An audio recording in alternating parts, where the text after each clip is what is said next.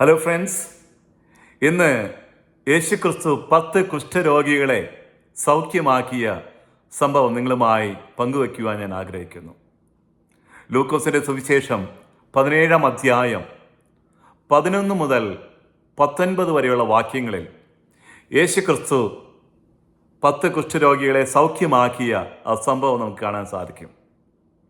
ഒരു ദിവസം യേശുക്രിസ്തു ഒരു ഗ്രാമത്തിലൂടെ കടന്നു പോകുമ്പോൾ 10 കുഷ്ഠരോഗികൾ യേശുക്രിസ്തുവിന് എതിരെ വന്നു. യേശുക്രിസ്തു വരുന്നത് കണ്ട് അവർ ഉച്ചത്തിൽ നിലവിളിച്ചു, യേശുവേ, ഞങ്ങളോട് കരുണ തോന്നണമേ, ഞങ്ങളെ സൗഖ്യമാക്കണമേ എന്ന് ഉച്ചത്തിൽ നിലവിളിച്ചു. യേശുക്രിസ്തു അവരുടെ കരച്ചിലിൻ്റെ ശബ്ദം കേട്ടു.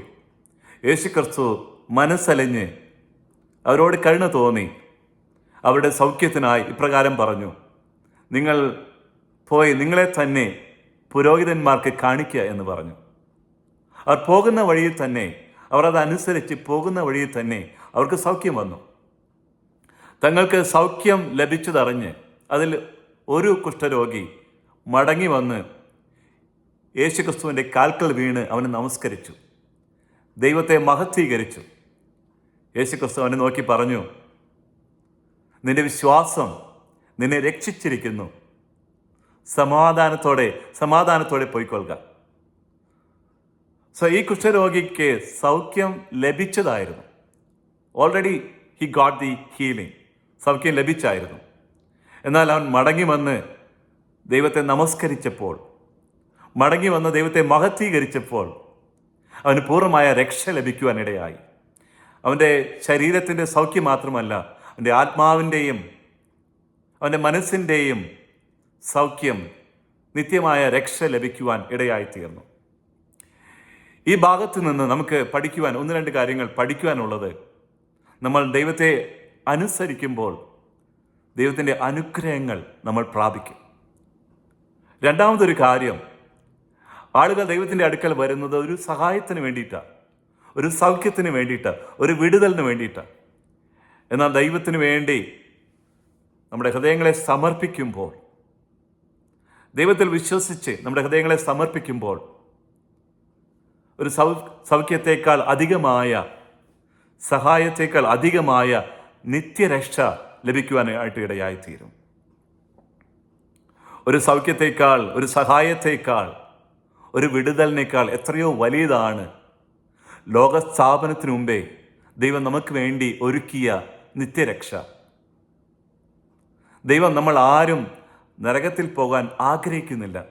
അതുകൊണ്ടാണ് ദൈവം തന്നെ മനുഷ്യനായി ഇറങ്ങി വന്ന് നമ്മുടെ പാപങ്ങൾക്ക് പരിഹാരമായി, യാഗമായി തീർന്നത്.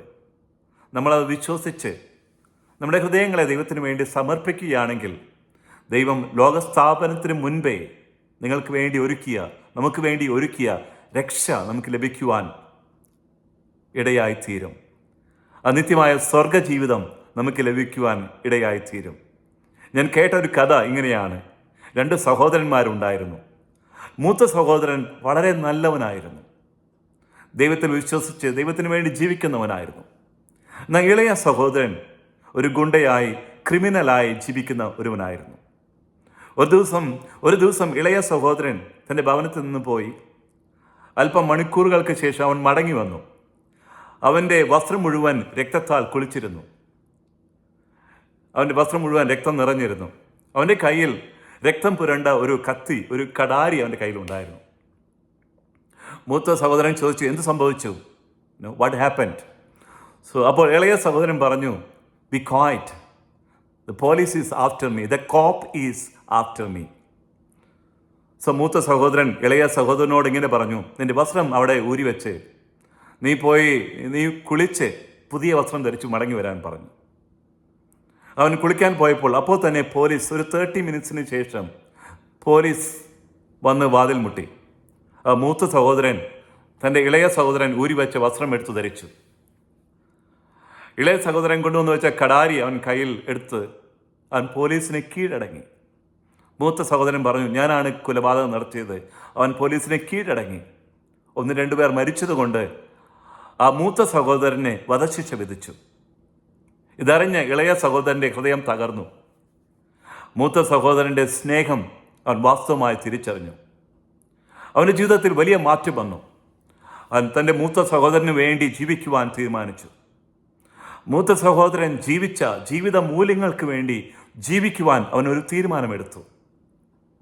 ബൈബിൾ പറയുന്നത് യേശുക്രിസ്തു നമ്മുടെ മൂത്ത സഹോദരൻ എന്നാണ് പറയുന്നത്. യേശുക്രിസ്തു നമ്മുടെ പാപങ്ങൾക്ക് പകരമായി, നമുക്ക് വേണ്ടി മരിച്ചു. നമ്മളാരും നിത്യ നരകത്തിൽ ശിക്ഷ അനുഭവിക്കുവാൻ ദൈവം ആഗ്രഹിക്കുന്നില്ല. സോ അതിനു വേണ്ടി ദൈവമായിരിക്കെ യേശുക്രിസ്തു ഭൂമിയിലേക്ക് ഇറങ്ങി വന്നു. നമുക്ക് പകരമായി കാൽവരി കുരിശിൽ യാഗമായി തീർന്നു. നിങ്ങളിത് വിശ്വസിച്ച് നിങ്ങളുടെ ഹൃദയങ്ങളെ സമർപ്പിക്കുകയാണെങ്കിൽ ലോകസ്ഥാപനത്തിന് മുൻപേ ദൈവം നിങ്ങൾക്ക് വേണ്ടി ഒരുക്കി വെച്ച രക്ഷ നിങ്ങൾക്ക് ലഭിക്കുവാൻ സാധിക്കും. പ്രാർത്ഥിക്കാം.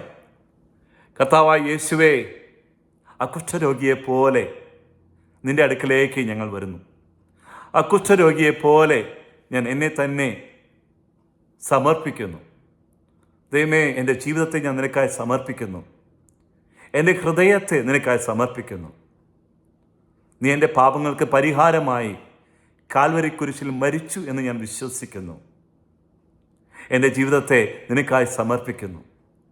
കർത്താവേ, എൻ്റെ പാപക്കറകളെ കഴുകി എന്നെ വൃത്തിയാക്കണമേ. എൻ്റെ ഹൃദയത്തെ കഴുകി വൃത്തിയാക്കണമേ. കർത്താവേ, നിനക്ക് വേണ്ടി ജീവിക്കുവാൻ ഞാൻ എന്നെ തന്നെ സമർപ്പിക്കുന്നു. നിൻ്റെ പരിശുദ്ധാത്മാവിനാൽ എന്നെ നിറയ്ക്കണമേ. നിൻ്റെ സന്തോഷവും സമാധാനവും എൻ്റെ ജീവിതത്തിൽ നിറയ്ക്കണമേ. യേശുക്രിസ്തുവിൻ്റെ നാമത്തിൽ പ്രാർത്ഥിക്കുന്നു.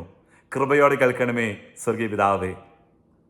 ദൈവം നിങ്ങളെ വാസ്തവമായി അനുഗ്രഹിച്ചിരിക്കുന്നു. നിങ്ങൾ ദൈവമക്കളായി തീർന്നിരിക്കുന്നു. God bless you.